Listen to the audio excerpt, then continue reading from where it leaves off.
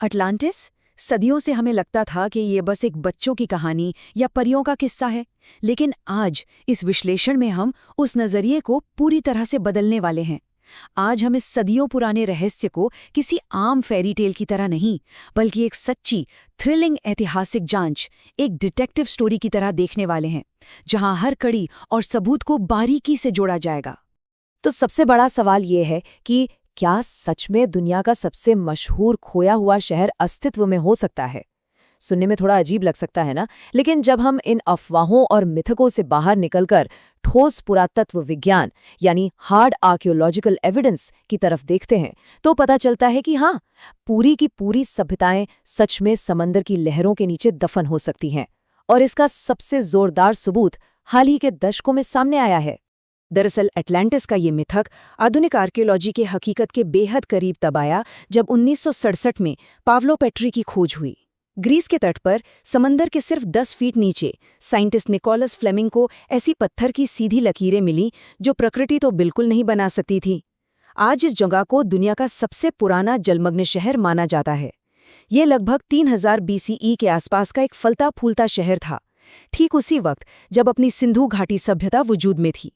इस खोज ने पूरी तरह साबित कर दिया कि नेचर सच में पूरे के पूरे शहरों को एक झटके में निगल सकती है। अब सबसे दिलचस्प बात यहाँ यह है कि इस पाव्लो पेट्री शहर की इंजीनियरिंग कितनी ज्यादा एडवांस थी। यहाँ हाथ से तराशी गई पत्थर की दीवारें थीं, पक्की सड़कें, 2 मंजिला घर और पानी निकालने का एक बेहद आधुनिक ड्रेनेज सिस्टम था जो आज के इंजीनियर्स को भी दंग कर दे। लेकिन सबसे हैरान करने वाली बात जानते हैं क्या थी? ये शहर धीरे धीरे पानी बढ़ने से नहीं डूबा, बल्कि जमीन की जान से पता चला कि एक भयंकर भूकंप ने इसे पलक झपकते ही समंदर के हवाले कर दिया। ये जो अचानक आई हुई तबाही है ना, ये अटलांटिस की कहानी से बिल्कुल परफेक्टली मेल खाती है। तो आधुनिक आर्कियोलॉजी से निकलकर चलिए अब पीछे चलते हैं प्राचीन किताबों की तरफ। आज से करीब 2400 साल पहले एथेंस के महान दार्शनिक प्लेटो ने पहली बार एक ऐसी दुनिया का नाम लिखा जिसने सबको हैरान कर दिया, अटलांटिस। प्लेटो कोई आम लेखक नहीं थे, उन्हें पश्चिमी सोच का एक बहुत बड़ा स्तंभ माना जाता है और उन्होंने ही इंसानियत के इस सबसे बड़े रहस्य का ब्लूप्रिंट दुनिया के सामने रखा था। प्लेटो ने इसके बारे में कुछ बेहद खास भौगोलिक और ऐतिहासिक सुराग छोड़े थे। उनके मुताबिक ये कहानी उनके दादा सोलोन को मिस्र यानी इजिप्ट के पुजारियों से मिली थी। इन पुजारियों ने ग्रीक इतिहास का मजाक उड़ाते हुए कहा था कि तुम्हारा इतिहास तो अभी कल का है, जबकि हमारे पास हजारों साल पुराने राज दफन हैं। प्लेटो की माने तो अटलांटिस एक विशाल और बेहद ताकतवर महाद्वीप था जो पिलर्स ऑफ हर्क्यूलीज, जिसे आज हम जिब्राल्टर कहते हैं, कि ठीक उस पार बसा हुआ था। लेकिन रुकिए, यहाँ एक बहुत बड़ा ऐतिहासिक विरोधाभास यानी पैराडॉक्स सामने आता है। एक तरफ प्लेटो ने दावा किया कि अटलांटिस उनके दौर से 9000 साल पहले यानी आज से करीब 11,500 ईयर्स पहले अस्तित्व में था, एक ऐसा सुनहरा शहर जहां आधुनिक इंजीनियरिंग थी, बड़ी मशीनें और बेहिसाब दौलत थी। पर अगर हम हिस्टोरिकल रियलिटी को देखें तो 11,500 ईयर्स पहले तो दुनिया में आइस एज यानी हिमयुग खत्म हो रहा था। इंसान उस वक्त गुफाओं में रहता था और बेसिक पत्थर के औजार इस्तेमाल करता था। एक तरफ पत्थर के औजार और दूसरी तरफ सोने से चमकता एडवांस्ड शहर। ये नामुमकिन सा लगने वाला अंतर हमें इस मुद्दे को और तरीके रूप से सोचने पर मजबूर कर देता है। और जरा इनकी इंजीनियरिंग पर गौर कीजिए। अगर उस दौर को सच मान लिया जाए तो इस शहर की बनावट किसी जादू से कम नहीं लगती। अटलांटिस की राजधानी कोई आम चौकोर शहर नहीं था। इसे गोल छल्लों की तरह बनाया गया था, बिल्कुल किसी प्याज की तहतों की तरह। सबसे बाहर पानी की खाई, फिर जमीन, फिर पानी, फिर जमीन और आखिर में अंदर एक पानी का घेरा।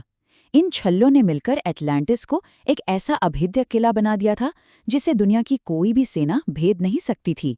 सच कहूं तो इस किले को बनाने की तकनीक के बारे में सोचकर ही रोंगटे खड़े हो जाते हैं। समंदर से राजमहल तक एक विशाल नहर थी, पूरे 300 फीट चौड़ी और 100 फीट गहरी, जिसमें बड़े बड़े जहाज चलते थे। उन पानी के छल्लों पर ऐसे मजबूत और ऊंचे पुल थे जिनके नीचे से नावें और ऊपर बनी सड़कों से रथ गुजर सकते थे।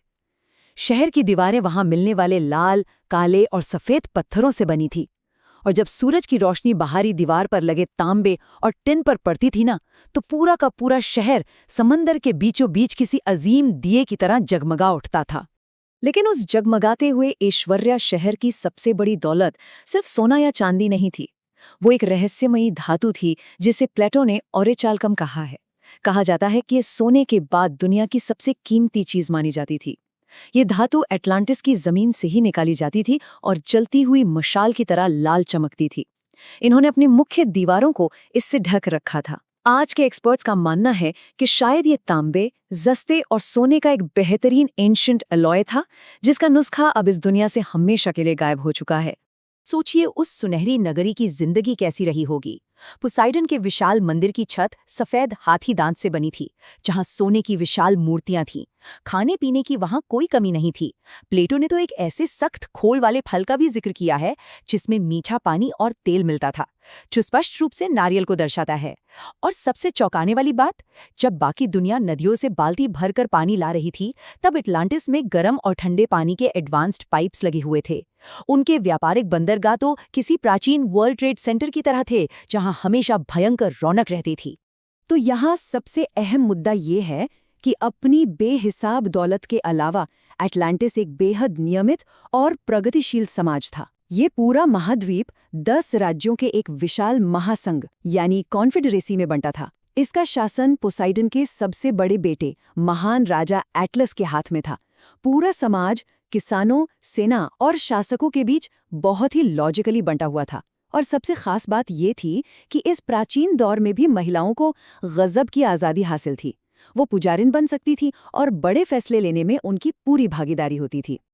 अब एटलांटिस के बारे में एक ऐसी रस्म का जिक्र मिलता है जो आगे चलकर हमारी इस डिटेक्टिव स्टोरी में बहुत बड़ा सबूत बनने वाली है।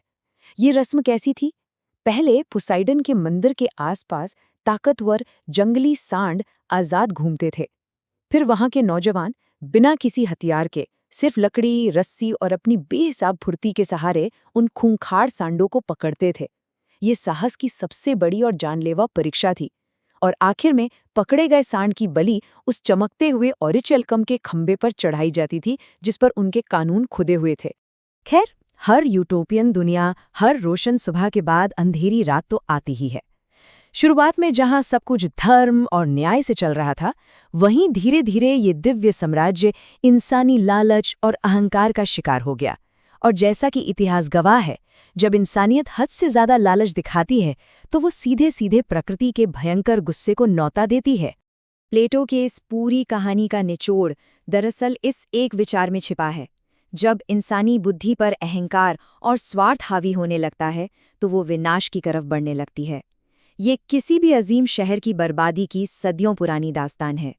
प्लेटो का ये मिथक दरअसल एक एलेगरी थी, एक नैतिक कहानी जो ये सिखाती है कि कैसे बिना रोक-टोक की महत्वाकांक्षा आखिरकार पूरी तबाही की तरफ ले जाती है। तो चलिए देखते हैं कि उन आखिरी 24 घंटों में हुआ क्या था। जैसे जैसे एटलांटिस के शासकों में साम्राज्य बढ़ाने का नशा चढ़ा, उनके दिव्य गुण खत्म होने लगे। उन्होंने बिना किसी वजह के यूरोप और नॉर्थ अफ्रीका पर हमला कर दिया। पूरा का पूरा समाज भ्रष्टाचार और क्रूरता में डूब गया। प्लेटो के मुताबिक देवताओं के राजा ज्यूस ने उन्हें सजा देने का फैसला किया। फिर शुरू हुआ प्रकृति का क्रोध। भयंकर भूकंप आए, 100 फीट से भी ऊंची सुनामियां उठीं और उन अभेद्य दीवारों को टिंकों की तरह बिखेर दिया। सोते हुए लोगों को बचने का मौका तक नहीं मिला और सिर्फ 24 घंटे के भीतर वो महान साम्राज्य हमेशा के लिए समुंदर के हवाले हो गया। अब यहाँ आकर जरा सोचिए, इस तबाही को देखने के बाद एक बेहद गहरा सवाल खड़ा होता है। क्या हो अगर ये डूबा हुआ साम्राज्य कोई काल्पनिक कहानी था ही नहीं? क्या ऐसा नहीं हो सकता कि प्लेटो सच में किसी ऐतिहासिक सभ्यता के बारे में बता रहे थे जो किसी सच्चे ज्वालामुखी जनित अपोकलिप्स में तबाह हो गई थी? चलिए अब इन सबूतों की कड़ियां जोड़ते हैं। और यही हमारी इस डिटेक्टिव स्टोरी का सबसे बड़ा आहा मोमेंट है। जब हम प्लेटो की असंभव लगने वाली डिटेल्स को हकीकत की मिनोअन सभ्यता से मिलाते हैं तो सब कुछ ठीक ठीक बैठता है। प्लेटो के गोल छल्ले, वो दरअसल मिनोअन थेरा द्वीप के ज्वालामुखी का गोल आकार थे। लाल काले सफेद पत्थर, वो वहां के लोकल वोल्केनिक रॉक्स हैं। 10 राज्यों का महासंघ ठीक मिनोअन के पैलेशियल सेंटर्स जैसे क्नोसस से जुड़ता है। और सबसे बड़ा सबूत, वो बिना हथियार के सांड पकड़ने की रस्म जो मिनोअन सभ्यता की कलाकृतियों में एग्जैक्टली वैसी ही नजर आती है। आइए मिनोअन सभ्यता की तबाही के इस टाइमलाइन पर जरा गौर करते हैं। करीब 1600 बीसीई में थेरा, जिसे आज हम सेंटोरिनी कहते हैं, वहां एक भयंकर ज्वालामुखी फटा। इस धमाके ने उस पूरे द्वीप के पुरखच्चे उड़ा दिए। उसके तुरंत बाद जो विशाल सुनामियां आईं, उन्होंने मिनोअन नेवी और उनके सारे कोस्टल बंदरगाहों को पलक झपकते ही तबाह कर दिया। एक महान समुद्री साम्राज्य बिल्कुल वैसे ही प्रकृति के हाथों बर्बाद हो गया जैसा प्लेटो ने एटलांटिस के बारे में लिखा था। और सदियों बाद उन्हीं एंशिएंट एकोस को सुनकर 360 बीसीई में प्लेटो ने यही कहानी अपने शब्दों में लिख दी। पर यहाँ एक बात जो हमें हमेशा याद रखनी चाहिए, वो ये कि प्लेटो कोई इतिहासकार नहीं थे, वो एक फिलोसोफर थे। उस वक्त एथेंस का समाज भी अहंकार और भ्रष्टाचार का शिकार हो रहा था। तो प्लेटो ने मिनोअन तबाही की सच्ची घटना का सहारा लिया, लेकिन समय और ज्योग्राफी को थोड़ा बड़ा चढ़ाकर पेश किया, ताकि वो अपने लालची समाज को एक करारा नैतिक सबक, एक सीरियस वार्निंग दे सकें। तो अटलांटिस शायद वही मिनोअन सभ्यता थी जिसे माइथोलॉजी का रूप दे दिया गया। लेकिन क्या ऐसी और भी कड़ियां हैं जो अभी मिलनी बाकी हैं? इस नंबर को देखिए, 95%, 95%। ये वो हिस्सा है हमारी धरती के समंदरों का जिसे हमने आज तक खंगाला ही नहीं है, बिल्कुल अनजान। अब जरा सोचिए, इस गहरे अंधेरे में अभी न जाने कितने और राज और ऐसी डूबी हुई सभ्यताएं दफन हैं जो बस ढूंढे जाने का इंतजार कर रही हैं। आज जब हम एडवांस टेक्नोलॉजी लेकर समंदर में जाते हैं, तो ऐसी चीजें सामने आती हैं जो हमारी हिस्ट्री बुक्स को पूरी तरह चुनौती देती हैं।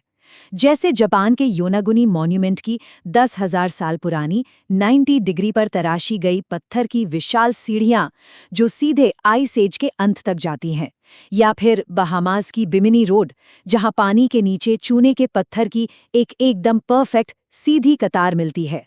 हर बीते साल के साथ हमें कुछ नया मिलता है जो हमारे होश उड़ा देता है। तो इन सब हैरानकुन बातों के बाद आखिरी सवाल जो हमें खुद से पूछना चाहिए, इन अनजान समंदरों की गहराइयों में और कितने ऐतिहासिक सच अभी शांति से सो रहे हैं? क्या पता कल को एक और नई खोज हो और हमारे सामने नए रूप में एक और एटलांटिस खड़ा हो जाए। इस रोचक विश्लेषण में हमारे साथ जुड़ने के लिए बहुत बहुत शुक्रिया। अपनी खोज जारी रखिए और दुनिया के इन रहस्यों को हमेशा नए नजरिए से देखते रहिए।